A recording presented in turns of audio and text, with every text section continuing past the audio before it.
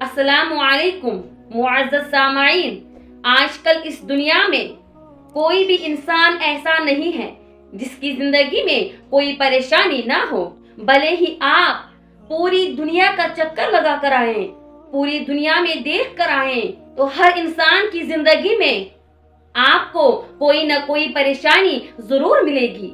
एक शख्स अपने दोस्त से बात कर रहा था कि भाई मैं बहुत परेशान हूँ, मुझे बेटे ने बहुत परेशान करके रखा है, वो बहुत शरारती हैं। इसी तरह वो दोनों आदमी आपस में गुफ्तगू कर रहे थे, तो उनके साथ ही उनके पीछे एक तीसरा शख्स उन दोनों की वो गुफ्तगू सुन रहा था और वो सोच रहा था कि काश मेरी भी कोई औलाद होती कि वो शरारतें करते और मैं उनको डांटता, मैं उनके साथ वक्त गुजारता और मैं उनसे प्यार और मोहब्बत करता। मुअज़्ज़ज़ सामाईन, अक्सर हमारी जिंदगी में बहुत सी ऐसी चीजें हैं जिन्हें हम परेशानी समझते हैं, जिनसे हम बड़े परेशान होते हैं, लेकिन वो किसी और की जिंदगी के लिए सबसे बड़ी ख्वाहिशें होती हैं। अगर आपके पास अपनी गाड़ी है लेकिन आपके घर में गैराज नहीं है जिसमें आप अपनी गाड़ी रख सकते, आप अपनी गाड़ी को किसी गली में या किसी सड़क पर रखते हैं, लेकिन फिर भी आपके पास अपना घर तो है। दुनिया में बहुत से लोग ऐसे हैं जिनकी एक ख्वाहिश होती है कि काश उनका भी अपना कोई घर होता, चाहे 2 कमरे ही होते, लेकिन अपना खुद का घर होता।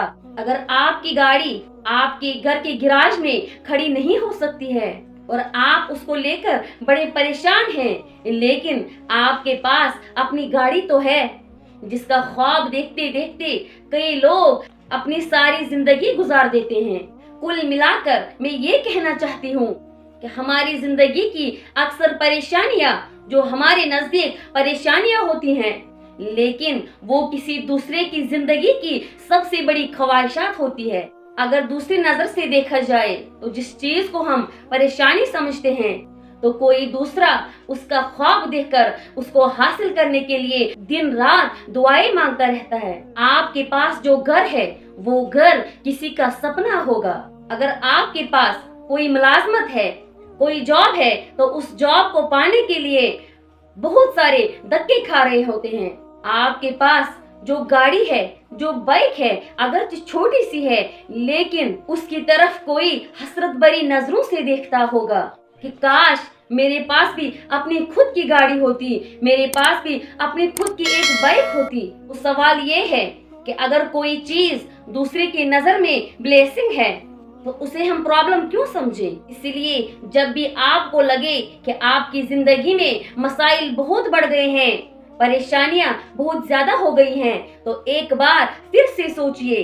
अगर आपका घर छोटा है और आपके लिए ये बहुत बड़ा मसला है, तो कोई न कोई किराए पर रहने वाला, कोई बेघर जरूर आपके जैसे घर की ख्वाहिश रखता होगा, आप जैसे घर की तमन्ना करता होगा। इसीलिए अपने घर के लिए शुक्र अदा करें, उससे बड़ा घर बनाने के लिए कोशिश जरूर करें, लेकिन दिल में शुक्रगुजारी का जज्बा लेके। कुरान पाक में भी अल्लाह ताला ने इरशाद फरमाया है, अगर तुम मेरी शुक्रगुजारी करोगे तो मैं तुम्हें और ज्यादा दूंगा, अगर तुम मेरी नाशुक्री करोगे तो जो मैंने तुम्हें दिया है वो भी मैं तुमसे छीन लूंगा। इसीलिए हमें हर मामले में अल्लाह का शुक्र अदा करना चाहिए। अगर हम एक रोटी खाते हैं तो हमें इस पर अल्लाह का शुक्र अदा करना चाहिए कि दुनिया में कितने ऐसे लोग होंगे जिनको एक वक्त की रोटी भी नसीब नहीं होती है। तो उम्मीद करती हूँ कि आप हजरात को मेरी ये बातें जरूर समझ आई होंगी। अल्लाह ताला हम सबको अमल करने की तौफीक अता फरमाए। आमीन।